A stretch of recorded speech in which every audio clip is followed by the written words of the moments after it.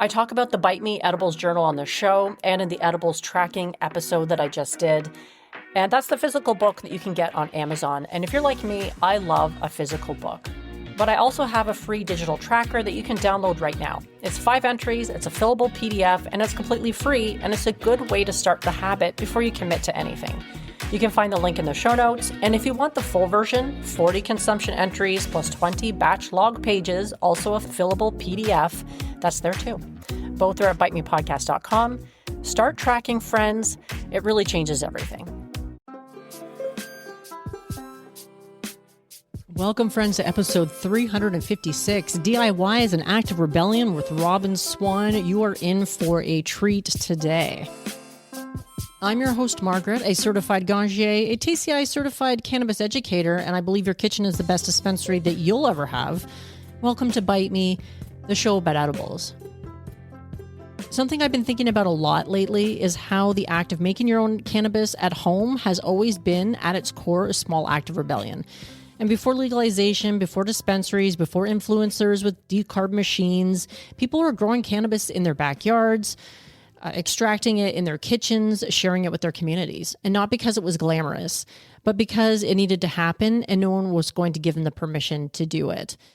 And this tradition didn't start with prohibition either. Today's guest, Robin Swan of Swan Apothecary, traces this medicine back through indigenous herbalism, through Ayurvedic texts, through the Ming Dynasty, and through grandmothers. 2 of them specifically, one in North America and one in Iran, both born in the 1800s, both using cannabis as medicine long before any government decided to restrict our access. Robin is a structural integration neuromuscular therapist, a North American herbalist, a plant alchemist, and someone who will tell you without blinking that decarbing your weed is stupid. That made me sit up straight. She will also tell you that legality is a colonial construct put on top of a plant system of medicine that has been with us since always. And of course we know that, because in the United States, legalization had nothing to do with the fact that you got high from this plant, but more to do with the fact that it was a threat to cotton and paper industries. I love her. We talked today about what big cannabis gets wrong, why small batch actually means something, what your kitchen can do that a spray gun never will, and what it really means to make your own medicine in a world that would rather sell it to you. This one's for the backyard alchemists and the kitchen witches. You know who you are. So let's get into it. Without further ado, please enjoy this conversation with Robin Swan. All right, everyone. I am joined today by Robin Swan of Swan Apothecary.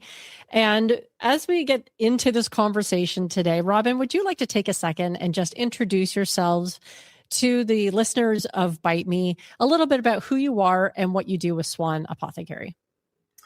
Sure. Well, let me see. What I mostly do is cause trouble and break the law. So those are the things that are most dear to me.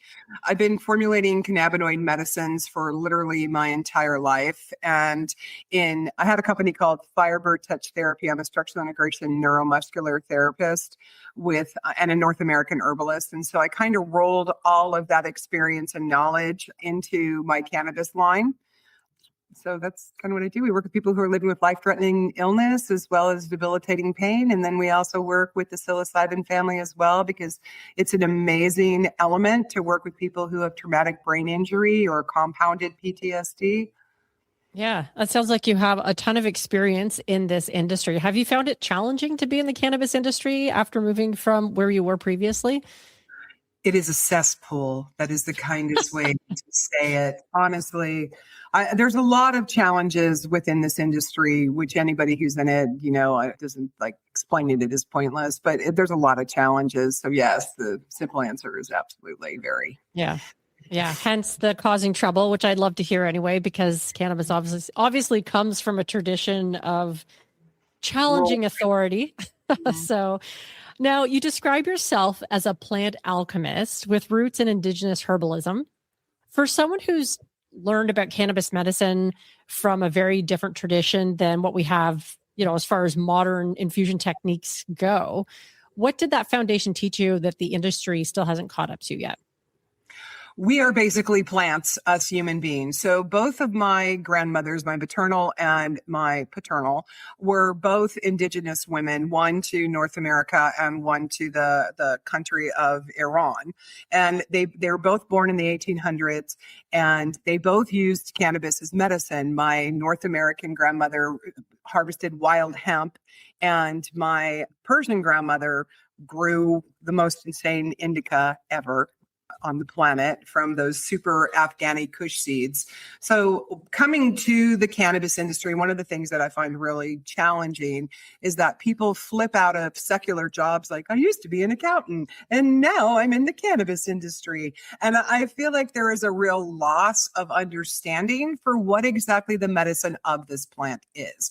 This is, yes, it is a plant, but it is a teacher plant, and it sits in the center of the plant wheel. So it makes it a catalyst for other plants. So when it's combined correctly, it's able to synergize the energy of the other plants and then basically give it a superpower and make it much more available for us as human beings. Also, cannabis regulates herself. I just have to say that, one of the things that I see in this industry, if you are out your integrity, if you are not doing good business or good medicine, you will get shut down, because this plant is alive and she has been with us for always and since always on every single continent, on all continents, and all indigenous cultures have used cannabis. And if you are out of alignment with her, she'll take your ass out, period. Right. Like karma is a bitch. I love that. Now, as far as like the tradition that you grew up around, I think that's really cool. And you're suggesting that the indigenous tradition is that cannabis is at the center and it works synergistically with a whole bunch of other plant compounds. And do you see it is sort of missing from what we have today and sort of like the legal side of things? So, okay. Legality has nothing to do with this. And that is a colonial construct that is put on top of the plant system of medicine. So that's the only way I can answer that, because there's no regulatory body of how cannabis should be used, grown, or distributed. That is just colonialism and capitalism. Yeah. Yeah. Well, I wouldn't disagree with you there. That's for sure. Now, as far as you and your work with Swan Apothecary, you make small batch ancient extraction techniques based on the lineage that you were just talking about, the experience, the knowledge that you have. What does small batch mean for you in the final product that large scale production just can't? So we're not making more than 200 items at a time, max, somewhere between 50 and 200 items. So like if I'm making a tincture, we're only going to make 200 max.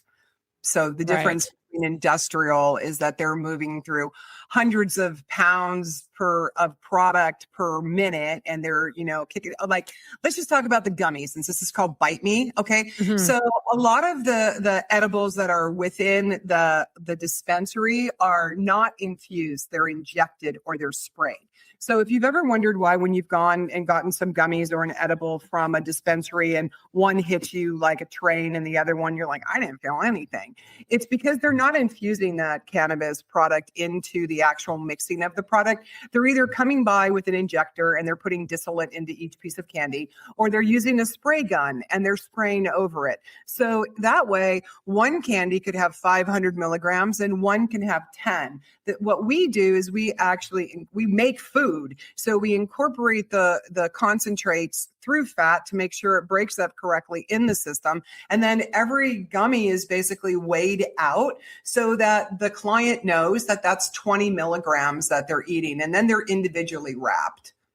Right. Okay. And that makes obviously a big difference, because you have that ability to pay attention to the quality control, which you can't do when you're just spraying edibles. Well, they don't care.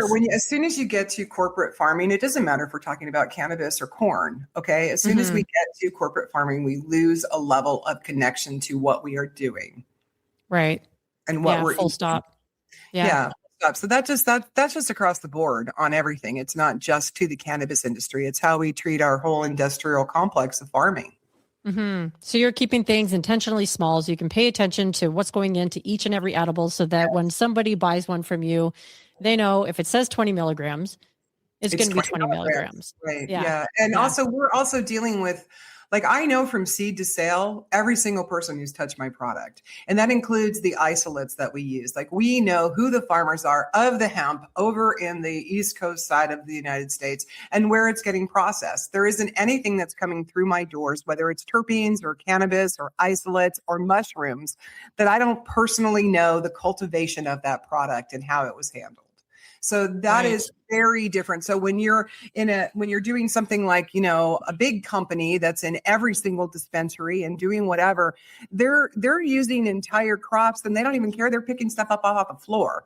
I mean, they're just running all the garbage and everything. So, in California, we've had an issue with pesticides. And that's why our licensure is so strong. And that's why our labs are probably the most stringent in the entire United States. California has the standard of excellence as far as heavy metals and pesticides and other nasty stuff that could get into your flower. Mm-hmm. Yeah, that totally makes sense to me because I knew somebody that used to work at a cannabis, I'm not sure what you would call it, but they're processing dried flower. And he would sometimes comment on the quality of said dried flower that was coming into this plant for them to process. And it was like, not great. That's all I could say. But they're processing it. It's about profit, right? So yes. we are not a not-for-profit company. However, because this is not my first rodeo. I've taken many products to market, from a flourless chocolate cake to a sex toy. So I've already been in the secular world before I came to cannabis. And so for me, my first initial clients were my actual already existing practitioner clients. It was very important to me that the standard of excellence was met because I knew these people one by one. And it just took until it's only about 2, maybe 3 years that I don't know every single person that's buying our product. Right. Okay. Yeah, I like that. The standard of excellence, I think, is something that when people find it, that's where they want to go to buy their things, whether it's in the cannabis space or elsewhere, because it's just values aligned, I guess. And that's how I like to go about buying things when I do have to buy things. Now, we touched a little bit on the ancient extraction techniques. Can you talk a little bit more about what those look like versus what I might be doing in my own home kitchen? Anytime you extract cannabis, it's an ancient technique, period, full stop, straight up. Okay. Until you get to CO2, which is the absolute worst way to extract cannabis. And it robs it completely of all medical value. All right. So let's talk about RSO, because everybody knows that buzzword, Rick Simpson oil, who actually hates that everybody uses his name. And the product is actually called FECO, fully extracted cannabis oil. And that has been with us since the beginning of the Ming Dynasty in the Ayurvedic text. You can mark it back all the way to the 600 BC to see how they were using medicine. So anytime you are taking alcohol or butter or any type of fat and you are extracting cannabis, that's an ancient technique. That's exactly how our ancestors did it. Now, what we've learned over time in science is that BHO, when we can extract things through butane, we're able to do it because it's cryonically frozen. We're able to pull the entire profile of all of the terpenes and all of the molecules that way. You can't do that with alcohol because there's a heating element that has to be involved. So when it's pulled through butane, you're getting all of that decarboxylation and welcoming of everybody through cryonically freezing it, which doesn't destroy the molecule. Heat destroys the molecule. Like there are all these people who are making medicine and this always just makes me nuts. So I just have to speak it to everybody who hears it, who puts their weed in the oven. And then decarboxylates it. Like, what are you doing? You are basically killing the entire bottom panel of that plant. And then they start extracting it. That was not done in the Ming Dynasty. That is not in the Ayurvedic text. So that is not an ancient extraction method. That is some dude in tube socks and shorts to his knees who wants to pull some weed through some butane, who's trying to tell you something that's not correct. So stop burning your weed, people. Stop doing that. You are shorting yourself out. And the whole conversation of it has to be really high THC or else it's not going to be healing. That's a huge myth and not true as well. There's only 2 THC molecules. I get really fired up about this. I'm sorry. Okay. No, that's okay. There's only 2, so it doesn't take that much to you only need 1 sperm to make an egg have life, right? You only need a teeny tiny little bit of THC to activate that molecular chain of all of those C molecules, which do all the heavy lifting and all of the repair. THC has one real purpose, and that's to eat cancer cells. That's its big magic. It doesn't necessarily reduce pain. Like I have, because I'm, in this position where I'm working with people with like broken bones and muscles and, head injuries. I have learned over my 30 years of practice that there's nothing worse than being high and still in pain. Yeah. Yeah. Cause then your brain's probably really more focused on it than it would have been before. Yeah. Exactly. So if there's a whole bunch of like CBD, CBG, CBN, CBDA, all of these other molecules that are very heavy in the mix and a teeny tiny little bit of THC, a lot of pain relief can happen. And also THC is amazing topically for pain relief. Oh, I love it. I use it every single day for pain relief. But it makes sense to me as well that, using cannabis for pain relief, it's not a panacea for all types of pain. I would imagine you've probably seen a lot more than I have, but would that make sense to you? Well, yeah, because where is the pain coming from? Is it nerve pain? Is it muscle pain? What's the origins? I talk to hundreds of people all the time, and I want to know where it started. Like when I'm working with somebody who's living with cancer and, like they're in a late stage of it and it's mets to their bones and their liver.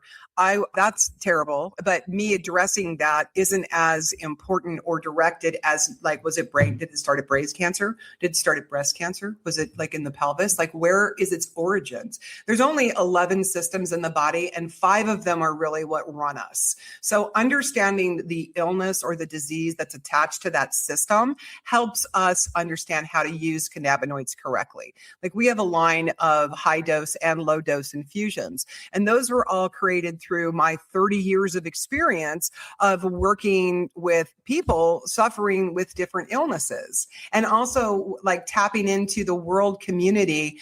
My dear friend Corey Yellen, God bless her for little pointed head up there in heaven.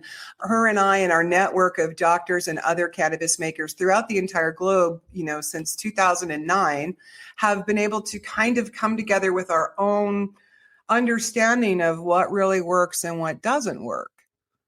So it's a lot of self-driven knowledge. And that's like when people reach out to me and they're like, well, is it going to cure my cancer? I'm like, well, I really can't say that because that's between you, God, and the disease. What I can say is that it's going to extend whatever life you have left. It's going to reduce your pain exponentially, and you're going to feel a lot better. And then hopefully you will get the caveat and the cherry on the cake, and it will delete all your cancer. But you are a carbon-based being, and once your root system is fried, you're fried.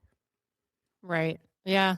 Yeah, that makes a lot of sense to me. But I do have to circle back for a second there because you were talking, and I'm trying to think if I missed something that you said, but when you were talking about decarboxylation, you're saying don't do it in the oven. Can you talk more about that? Don't decarboxylate your weed. That is so stupid. Stop it, people. Because that goes against like almost everything you hear about. It goes against every loser in tube socks and long shorts and a freaking like logo on the back of your shirt that's telling you what to do. Okay. So let's, again, you asked me about ancestral and ancient wisdom.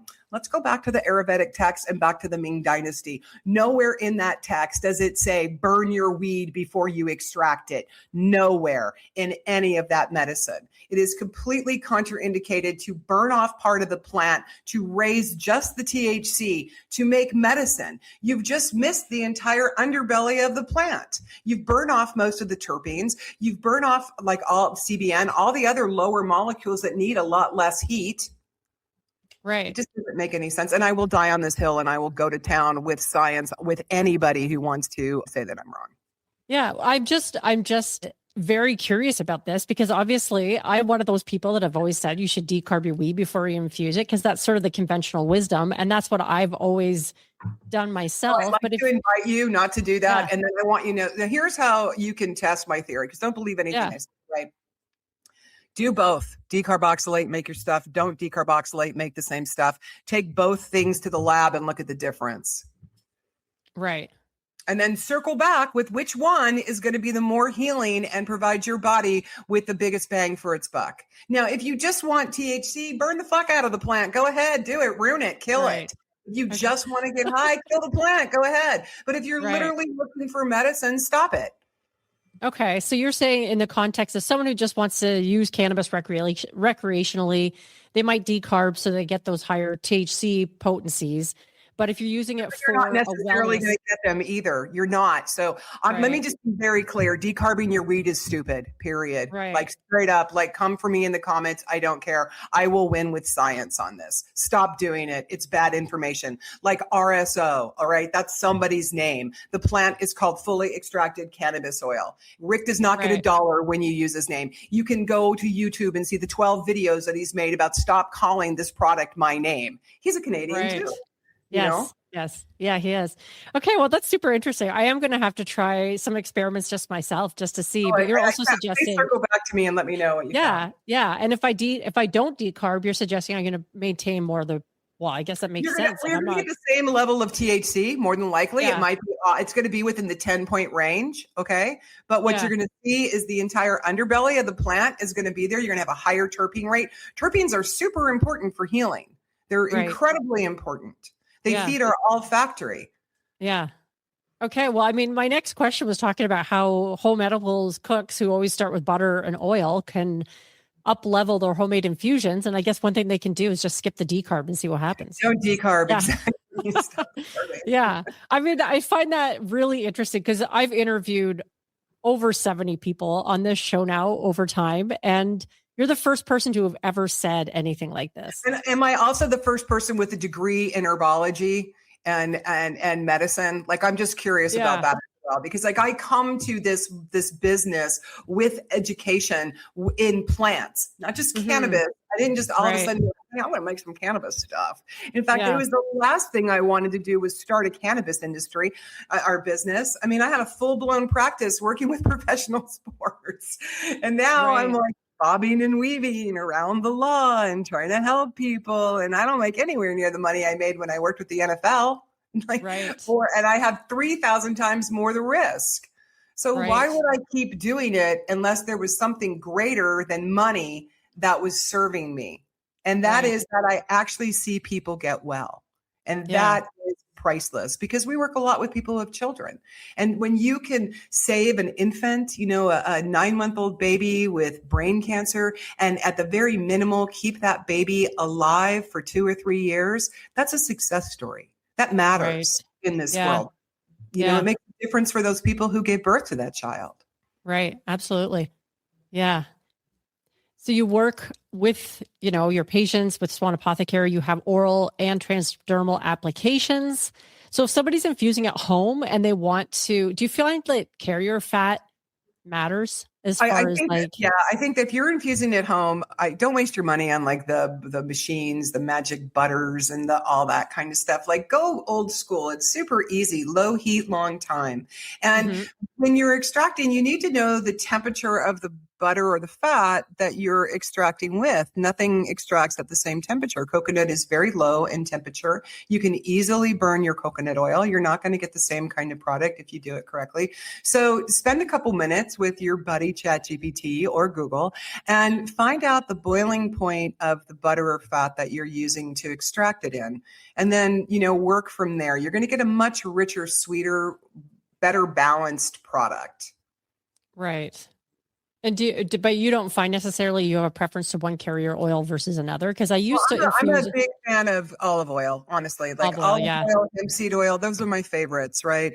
But you know, people love a coconut oil. I'm not a big fan of coconut oil just because of its low, like it just goes bad quick. You know, it's such a low heat point. It heats and starts melting at 70 something, you know, degrees. I don't know in Celsius what that is. I apologize. No, that's okay. You know, and so you're going to have more turning, things like getting worse, you know, faster and stuff. You know, if you're going to use butter, I'm a bigger fan of ghee because you've burnt off that fat that's going to, and then, you know, if you're a home extractor, the most important thing that you can do, whether you're using alcohol or fats, it doesn't matter, is to make sure that you've removed all of your plant material, because that's what molds your product. So you have to, like, you know, Filter, filter, filter, filter, filter ad nauseum. Filter, let it sit, look at the bottom. If that bottom isn't as clear as the top, warm it back up, filter again. The longer you filter or the more you filter, the more plant material you move, the longer your stuff is going to last for. Yeah, that makes sense to me because I have infused butter, not like a long time ago. I remember infusing butter and finding that it had gone bad on me, it had gone rancid, and which is uncommon. Butter typically is pretty, shelf stable, but I had infused it and there was probably still some plant material in it and it went bad on me and it was really gross. And I'm glad you mentioned, yeah, I'm glad you mentioned the olive oil as well, because when I first started making edibles, I loved coconut oil, but I don't infuse that as much anymore either, not only because of the lower smoke point, but just it adds a certain flavor profile that I find it makes it less versatile as far as an infusion goes. Right. So if you like coconut oil, use cocoa butter. It's got a higher burn rate. It sits up longer. It's heavier fat and it tastes better.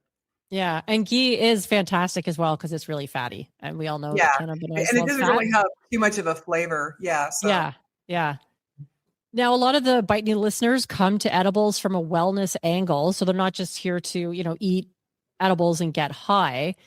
A lot of them, like myself, they want sleep. They want to be able to sleep. They want pain relief, anxiety management. How do you approach formulating for specific outcomes like that? Well, anxiety is definitely a low THC situation because too much THC will make you want to climb the walls. And if you're having a bad reaction to any kind of THC, it means you're probably allergic to it. You could have an allergy towards it. So, and I don't know how available, like on this, like, can you go into a dispensary and buy isolates? I don't know. Like, can you? Do you do that? Like for CBD and other CBG, things like that? I'm not exactly sure how you get those. Like, we buy them by kilos. So I don't know how you buy them in small ounces.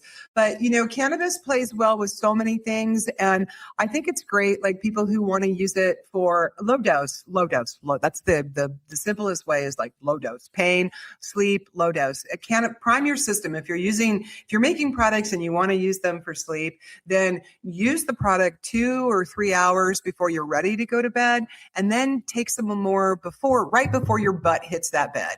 This way, you've got some moving through your system, and then as you're sleeping, more is dropping into your blood system. Yeah. Okay. That makes a lot of sense to me. And also, as far as like going to the dispensary, you can buy distillate, I think. I worked at a dispensary a few years ago, and I remember when they had CBD distillate, or not distillate, isolate come out, and you could buy that. But it was pretty expensive from what I remember. Yeah, and you're buying it by the gram. I think it's probably come down in price quite a bit. Yeah, it probably has. And there might be more options available as well than there used to be when I worked there, because that was a few years ago by now. But minimum effective dose, it sounds like kind of what you're recommending, which I do like. Yeah, start small, go high. Yeah. Like nobody wants to be like balls to the wall high. And like, this is why when we're working with people who are living with cancer, we're wanting them to use somewhere between 1,000 and 1,500 milligrams of cannabinoids a day. That's a lot. And 4% of that mix is going to be THC. So, and you're going to sweat like a junkie if you do it orally. So we've created a suppository system where by going through, when you use cannabis and a high dose cannabis as a suppository, it passes first through the lymph system, which is great if you're living with cancer because you want your lymph system healthy. And then it comes back, it does a pass through the colon wall into the blood system, which takes about 6 to 8 hours. So you can function, you can drive, you could do your kids, you could have your life, and you could still get that amazing amount of cannabinoids in your body before, without having to sit in the corner drooling. Yeah, because most people don't really have the time to do that. And like you mentioned earlier, I am one of those people where I can easily, if I consume too much THC, get paranoid.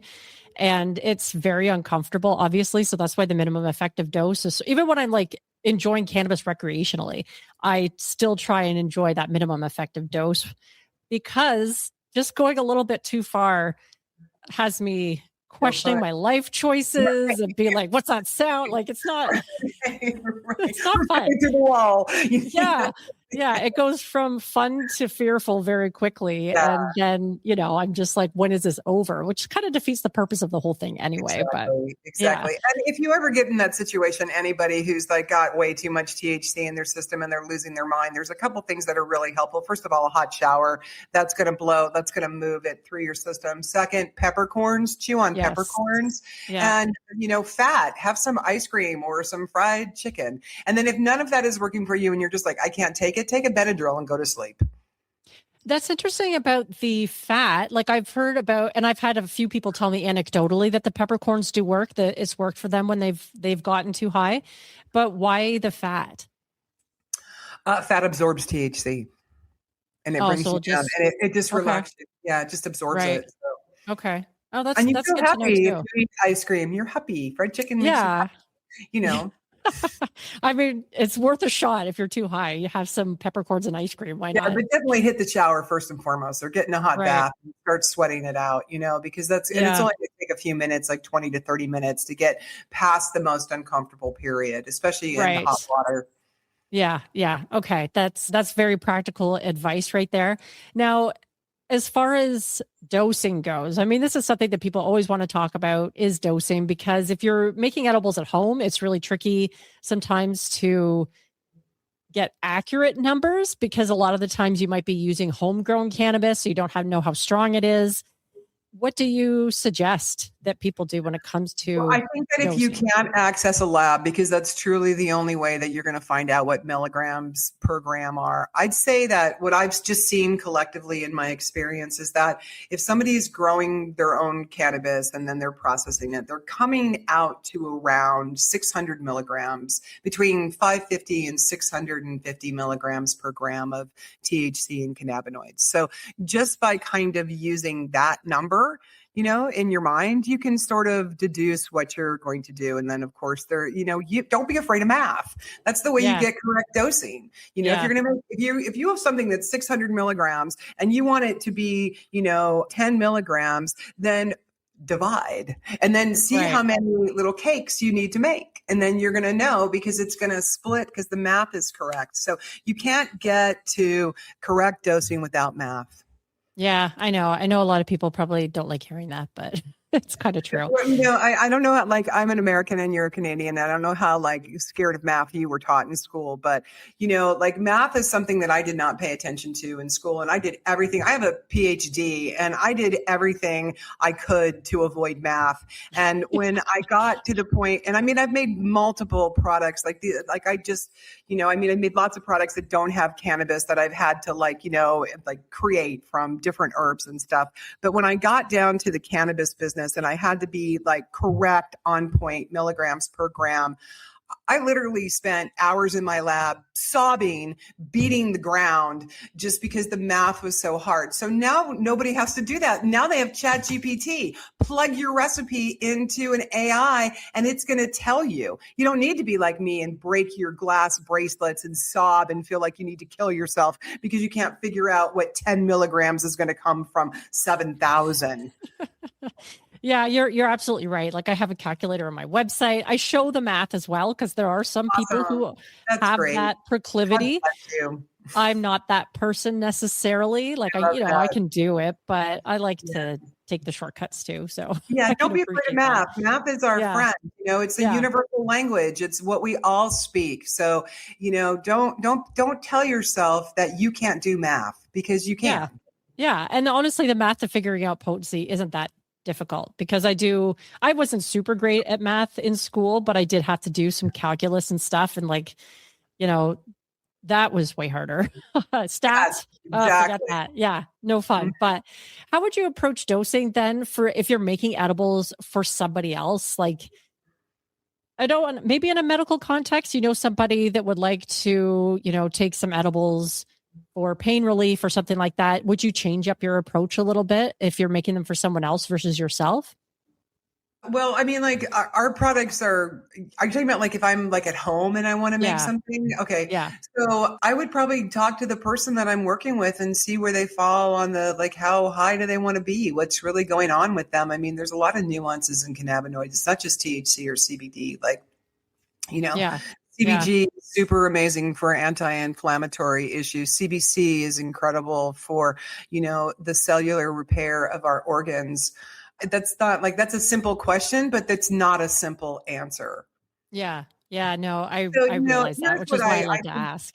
about all backyard alchemists and kitchen witches. Follow your heart and trust your intuition because you were led to those plants from those places, from your intuition and your heart and your desire.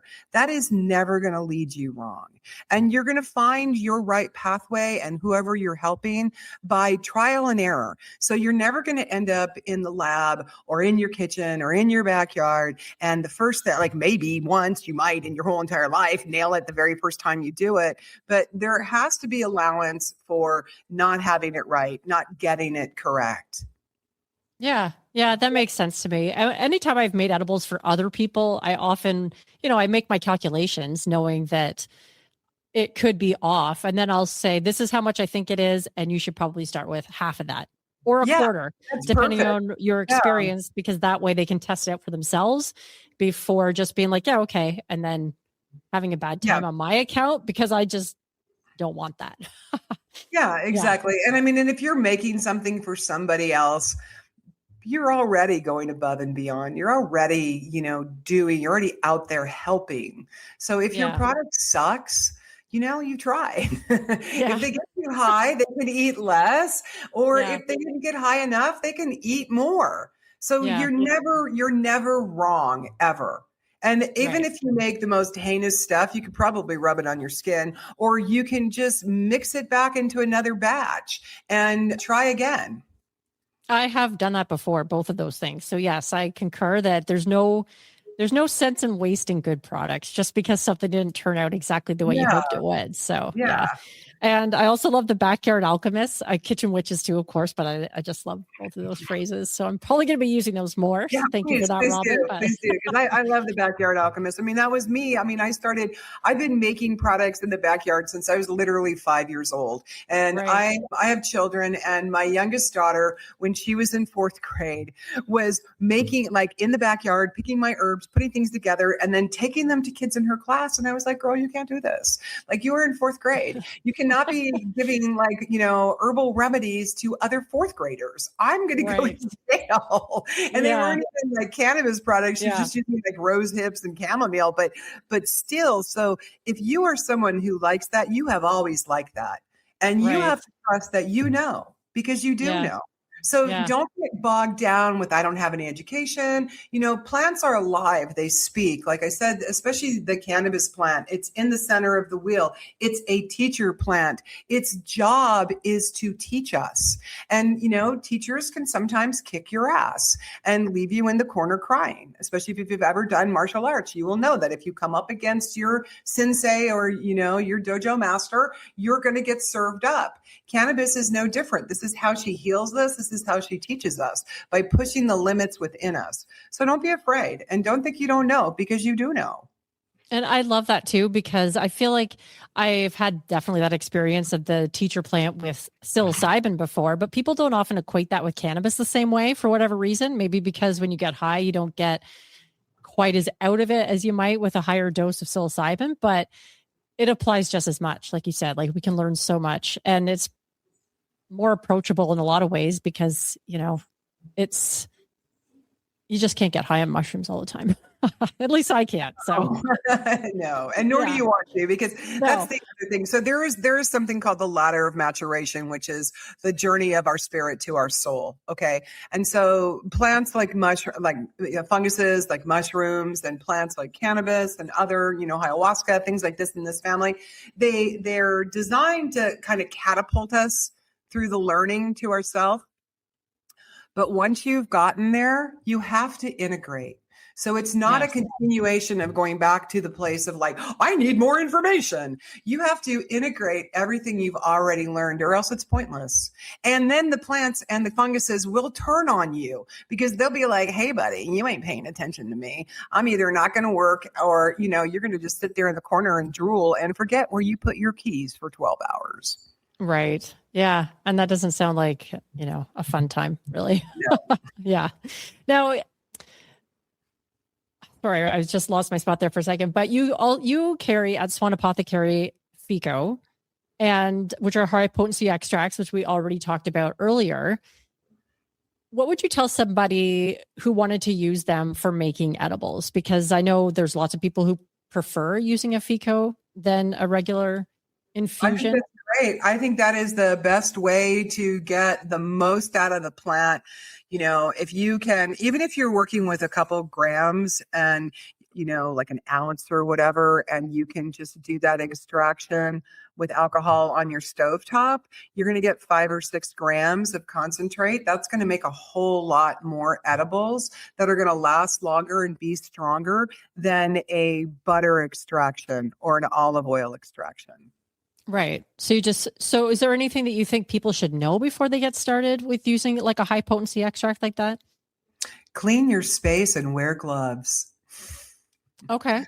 Yeah, Okay. like gloves are really important, and wear a mask. Everybody's like, oh, like when we work with our mushroom products, when we're doing mushrooms, the people like my staff, my production crew, they are in hazmat suits, and people think it's funny, but mushroom dust flies. And Mhm. if you're just there to work, if you're just there to create, you really want to be like present and not like getting high and getting lost. And so, clean up your kitchen, wear gloves, wear a mask, pay attention, practice good handling technique, because who knows, that little product that you're making in your kitchen right now might be something that you're going to be making for tens of thousands of people.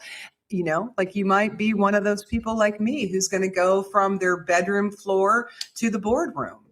And Right. the practices you start now are the practices that you're going to keep as you grow in your business or in your home.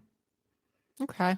I like Yeah, that. Yeah. designated tools for making your medicine, like different, Right. not pots that you're going to cook pasta in. Like you need to invest, go to the Goodwill if you don't have any money and spend some money, get your stuff that lives in a container that's just for your medicine making. Make sure you wash it before you start. You wash it after you start. Like our lab is on an alchemical grid. My whole building is with crystals and copper wiring. And, there's only certain musics that are allowed to be being played when we're, formulating medicine. And this is all to create the vibrational pattern within the product. So you can really amplify that when you're in your home. Interesting. So is there any music that you would recommend? Is it like a certain hertz that people like the music is played at, or? Well, I can tell you what I won't allow to play. I don't Okay. really, like the Hertz thing is very important, and actually music is incredibly healing, but I'm not a musicologist, so I can't really tell you what Hertz to be in. So like for me, there's no rock, there's no rap, there's no violence. When we're working with mushrooms, we do a lot of playing like Punjabi music because it's very high lifting and it makes you want to dance and it makes you want to move. When Yeah. I'm making medicine for people who are dealing with cancer, we're going more into like the lo-fi system because we want people to be able to, when they ingest, relax, because that's how we heal. Our nervous system, our immunity only repairs when we are at rest. It doesn't repair when we're in a hyper state. Like some people be like, are you making that with sativa? They're all scared that they're going to get like all wired up with the sativa. But when you're compounding cannabinoids, and like when we make our FECO oil, we're using an entire, there's 25 different strains usually, and they're coming from 3 different grow areas. So I'm getting a cannabinoid profile. It ceases to be sativa or indica. So if you're making your own medicine, mix up your strains. That way you're going to get the most powerful example of the cannabinoids that you can. Use a really intense sativa and a really intense indica. Combine them. I love that. Yeah. And also just the whole thinking about your environment when you're making your edibles, which is something that, Yes, yeah, really like, important. Yeah, yeah, be mindful. The more mindful we are, the more we're able to heal and yeah, achieve what we want. yeah.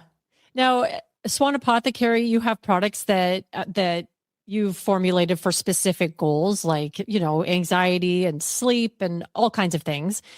If a home cook is trying to build towards similar outcomes, like they have a specific outcome that they're looking for, like maybe they want something for daytime use or whatever, Do you have like a framework for thinking about ratios or timing? Yeah, for sure. Well, it's not so much. Okay, so if you want to make something for sleep, then consider terpenes. Like anybody can buy terpenes; they're available in the secular market. So terpenes are what make things go up and down. So when you go into the dispensary and you're buying like a sativa gummy, it's more than likely not made with the sativa, and it's more than likely made with a ton of different plants. So it's whatever. But the terpene profile that they've added to that mix is in the sativa family. It's uplifting.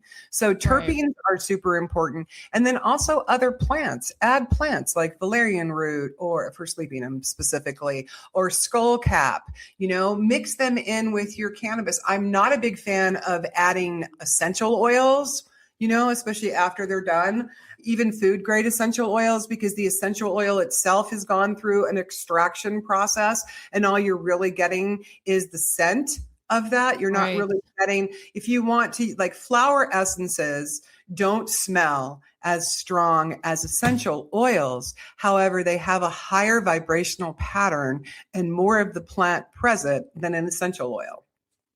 Okay. I'm glad you mentioned that, because I was going to ask about essential oils, just because, some people have them in their house. I have a bunch. But then as far as extracting for specific outcomes, you mentioned like valerian. Would I consider extracting cannabis with the valerian together? Yes. Yeah. Mix them together. Yeah. Put them together. Okay. And could this just be like a dried valerian that I've picked up at my local shop? Yeah. Go to your local herb store, get skullcap, get valerian root, get chamomile, get whatever you're looking for. You don't need a lot, like to 1 ounce of cannabis. Let's say to 1 ounce of cannabis, you're going to use a 1/4 ounce of the herb that you want to. And that's a good rule that anyone can use. All of y'all out there, it's a 1/4 to 1, 1/4 to 1. Okay. Yeah. I love that, because like you can pick up all kinds of things at the store, and then maybe even, what other ways do you use it besides, sleep obviously, but is there any companion plants that you've infused with that you find produce a really interesting result, whether it's just flavor or taste or outcome? I love citruses, and they're very uplifting, and they're great for moods. And you can use all of your, the orange peel, the lemon peel, the lime peel, all of that. I love to throw those in when I'm like, we have a product that has a citrus background. I think it's the Pain Away. And when that's created, I'm just basically throwing lemon peels into the infusion the oil that we're infusing into. So we use a hemp seed oil. So I throw my botanicals into the hemp seed oil and I infuse that. And then we add the isolates and the concentrates. So that carrier oil is already infused. Right. Okay. And there's no issue with using like the fresh peel because you're straining it out anyway.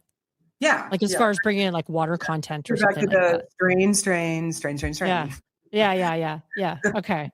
It's funny because I find like a lot of home extractors don't really think about all the other things they could be extracting along with their cannabis. When you're a home extractor, you're getting your information on YouTube or whatever. And most people who are doing it are not people like me who have an educational background and, a business background in it. So these are nuances that you don't know what you don't know. And nobody's dumb. And until you know, you don't know. So this is why these kind of podcasts, like your show, is so important, because you're helping. And I love the teach a person to fish as opposed to sell them a fish.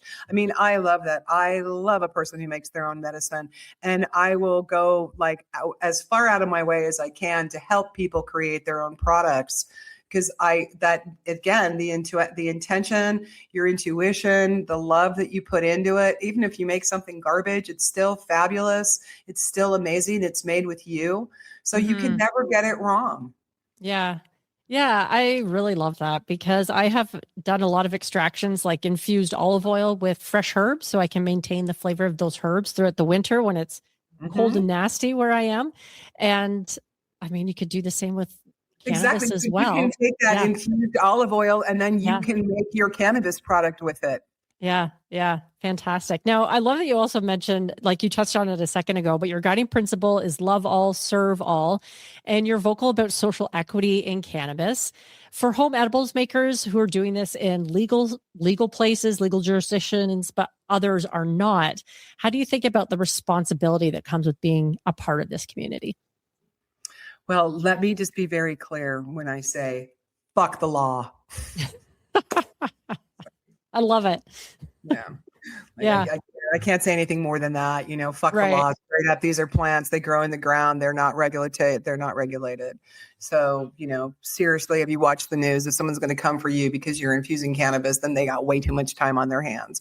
But of course, now in that, we work with a lot of people who have kids who are trying to treat their kids, and it's a different situation, especially if your child is sick and you're in a place where it's not legal and you're giving your kid cannabis. The state in America, the state can come in and take your child from you. So there of course is, you have to know the law, okay? Because like Bob Dylan said, if you want to be an outlaw, you got to know the law. So you can't break a law if you don't know the law. So understand what the perimeter and the paradigm of where you live is, and then bob and weave.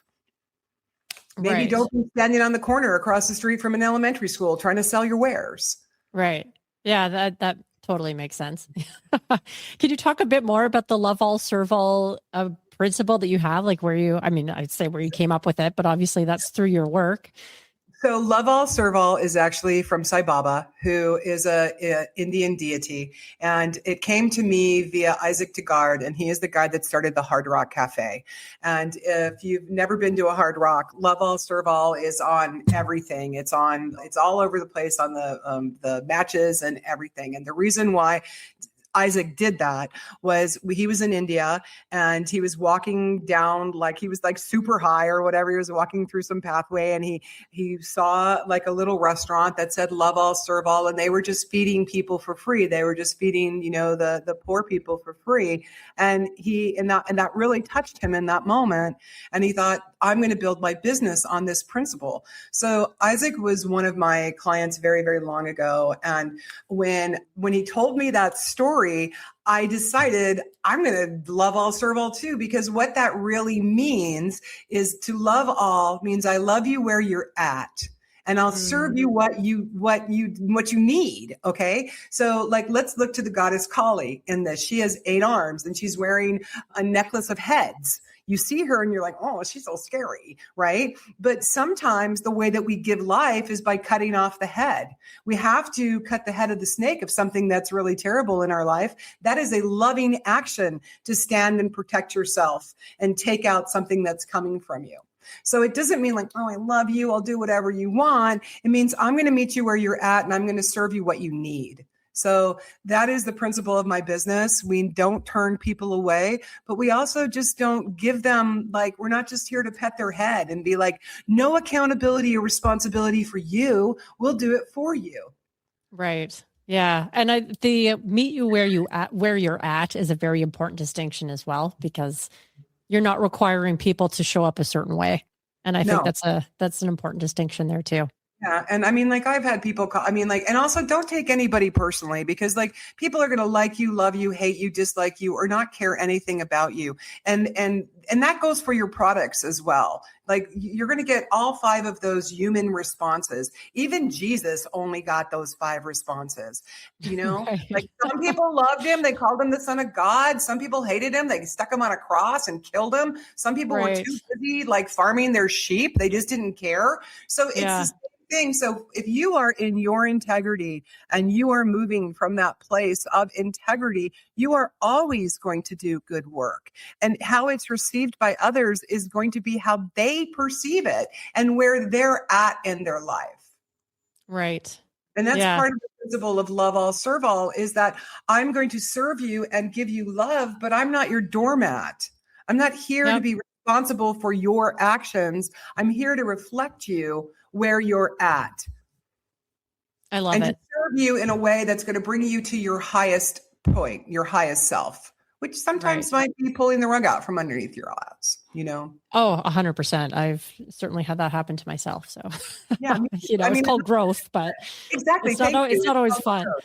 Yeah. Exactly. Yeah. Usually not fun, but super important and reflective. When you look back on it after a couple of years, you realize that without that moment, you would not be the awesome source that you are now. Yeah. Now, Robin, just a couple more questions today, because I want to be mindful of our time. And I feel like I could talk to you forever, but what would surprise people about you? let me see. What would surprise me? I'm actually an introvert, so I'm very external, but I'm a huge gardener. I actually like turn my phone off at 5 o'clock, and on the weekend, don't talk to anybody. I just hang out with my plants and animals. So I think that's it.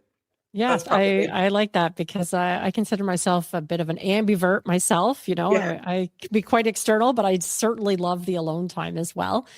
And finally, where can people find you? Like, where can they find Swan Apothecary and the work that you're putting out in the world?